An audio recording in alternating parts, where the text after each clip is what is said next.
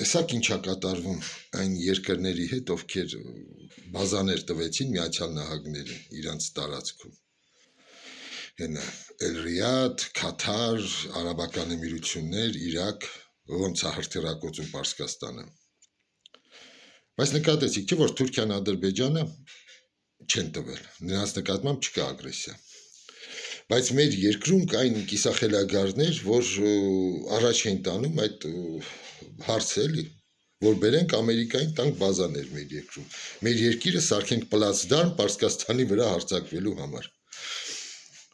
Ու ովքեր են այդ հիմարները։ Հենց մեկը այն Վազգենի անհաջող եղբայրը իմբիցիլ։ Մեկը հենց այն չստացված դիրիժորը, որ ասում էր ամերիկյան բազաներ բերենք Հայաստան։ Շունիքում բազա տանք Միացյալ Նահանգներին, որ հարվածի հետո Պարսկաստանին։ Ու այդ հիմարներին դուք լսում եք, ցավոք սրտի։ Դրա պատճառը նա է, որտեղ մեր ազգի մոտ բացակայում է քրիտիկական մտածելակերպը։ Ես ձեր նամակները բոլորի կարդում եմ, տեսնում եմ։ Ձեր մեջ շատերը կան խելացի, գիտեմ։ Իսկ ձեր տխմարների համար այսպիսի հիմարները, որ պարզապես են վերցնես ինչ-որ մի պահպանակի վրա փողկապ կապես տնես հեռախոսի դիմաց, ձայնագրես, կասեն իմաստուն հայրենասերը։ Ուր են այդ մարդիկ։ Այսօր այդ մարդիկ պետք է ընդհանրապես ամոթ ունենան, ընդհանրապես ձեր հետ չխոսեն, ովքեր առաջարկում են Հայաստանում Միացյալ Նահանգների ռազմաբազաներ։ Ովքեր են դրանք, են Չիբուխչյան, Խզմալյան, Բաբաջանյան, ով ասես, այն մյուսը ինչ էր անում, այն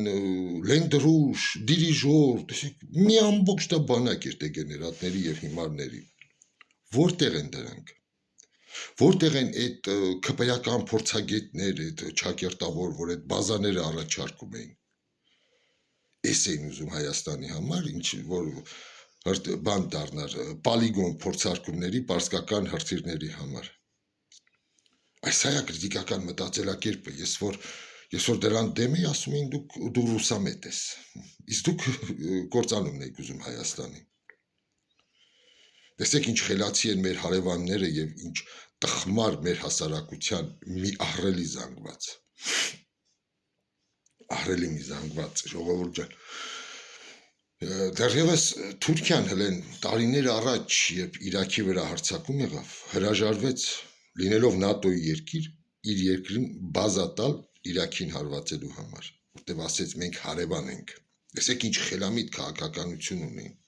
ինչպես եւ Ադրբեջանը հիմա շատ խելացի։